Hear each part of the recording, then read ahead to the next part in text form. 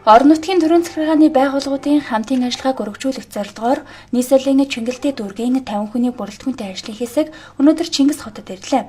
Тус ажлын хэсэг Баян-Овоо суманд очиж 3 өдөр ажиллах бөгөөд салбар бүрийн төлөөлөл ирж төрийн үйлчилгээг сумын иргэдэд нээлттэй үзүүлэх юм. За ер нь бид нэр 2009 оноос эхлээд анх Чингэлтэй дүүргийн 74 цэцэрлэгтэй Баян-Овоо сумын цэцэрлэгийг түншлэн ажиллаж эхэлсэн. Энэ үеэс эхлээд Чингэлтэй дүүрэгтэй хамтран ажиллах, түншлэх энэ үйл ажиллагаа эхэлсэн гэж үзэж байгаа. Тэгээд 2010 онд Чингэлтэй дүүргийн 50 дугаар сургуультай сумынхаа сургуулийг бас хамтран ажиллуулахаар шийдвэрлээд ажиллаж байгаа. Тэгээ ер нь цаашдаа нэг сургууль, нэг цэцэрлэгийн хүрээнээс салиад ингээд соёлын салбарын хүрээнд, эрүүл мэндийн салбарын хүрээнд, тэгээ төрийн байгууллагын хүрээнд хамтран ажиллах, түншлэх ийм нөхцөл болцоол энэ анх хамтран ажиллах, түншлэн ажиллах хэлхээ холбоо тогтоосноос хойш 10 жилийн хугацаанд бол бүрэн бий болсон. Тэгээ бид нар бол өнөөдөр бол Чингэлтэй дүүргийн засгийн дараагийн дэмжлэгтэйгээр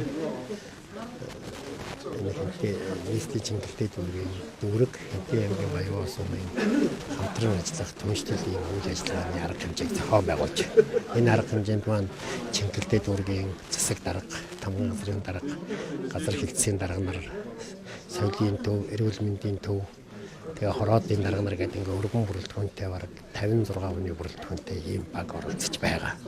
За маргааш бол манай сумын дээр бол сургалт семинар, хамтран ажиллах санамж бичээд гарын үсэг зурах, тэгээ эрүүл мэндийн үздэг шинжилгээ хийх, мөн одоо багшийн манлайлалд дэвшлүүлэх, багшийн ур чадварыг сайжруулах талаар сургууль цэцэрлэгүүдээр сургалтууд зохион байгуулагдана. Тэгэхдээ энэ арга хэмжээнд манай тойргийн сумын сургуулийн сумдын удирдлагууд цэцэрлэгийнхэн бас оролцох гэж байгаагаар их онцлог.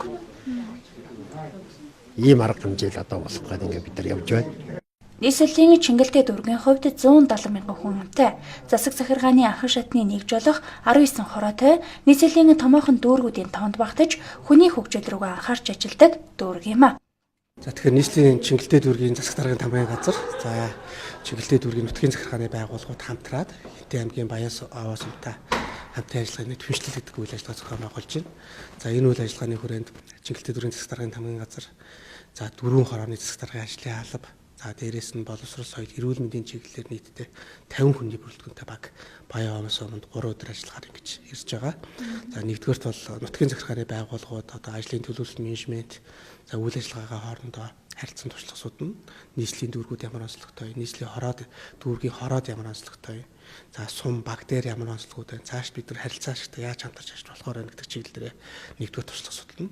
За хоёрдугаарт нь сургуулийн өнөх боловсролын чиглэлээр за газар дээр нь цэцэрлэгийн багш нар үзүүлэх хичээл зааж туршлагаа түгээд, за ерөнхий боловсролын сургууль дээр одоо хүүхдүүд амарцсан байгаа учраас яг хүүхдийн хамгаалал, багшийн хөгжлийн чиглэлээр яг орон нутгад нутагшуулж болох сайн туршлагуудаа бас түгээхээр ингэж ирсэн байгаа.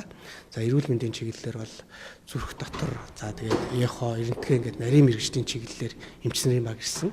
Баян-Овоо сумынхаа иргэдэд бол эрүүл мэндийн тусламж үйлчлэгийг үзүүлнэ. Зээрээс нь шаардлагатай зөвлөгөө зааврыг өгөхөр байгаа.